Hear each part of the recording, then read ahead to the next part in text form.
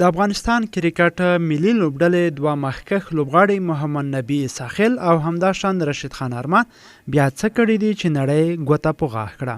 ملګرو دغه ویډیو تر پایه سره وګورئ، لایک او زموږ وایټي کرکټ یعنی حیرانه ټي یوټیوب چینل در سره سبسکرایب کړئ. ICC یا د کرکټ نړیوالې شورا پر خپل رسمي فیسبوک پاڼه د افغانستان د کرکټ ملي لوبډلې د دوه تنو تکړه لوبغاړو محمد نبي ساحل او راشد خان ارمان ستاینه کړې ده.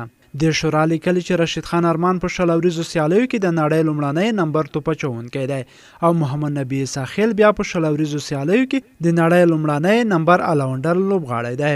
د دې ترڅنګ ICC دا هم لیکلي چې محمد نبي ساحل او راشد خان ارمان په ګډه شل اوریزه سیالیو کې 1510 منډې جوړې کړې او 158 وکټې بیا اخیستې دي. محمد نبي ساحل تر دې دمه 15 او راشد خان ارمان بیا 41 نړیواله شل اوریزو لوبې تر سره کړې دي.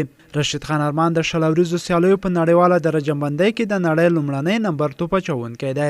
همداشان محمد نبي ساحل بیا د شل اوریزو او ورځنیو لوبو په دواړه درجه بندیو کې د نړۍ لومړنی نمبر الراونډر لوبغاړی دی. راشد خان بیا د شل اوریزو سیالیو د نړیوالې درجه بندۍ د الراونډرانو په 10 لوبغاړو کې نه دی راغلی، خو په ورځنیو لوبو کې بیا د نړۍ شپږم نمبر الراونډر دی.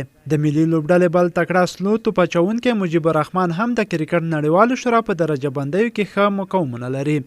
هغه د شل اوریزو سیالیو د توپ اچوونکو په درجه بندۍ کې دوهم، خو د ورځنیو لوبو د توپ اچوونکو په درجه بندۍ کې بیا دریم مقام لري.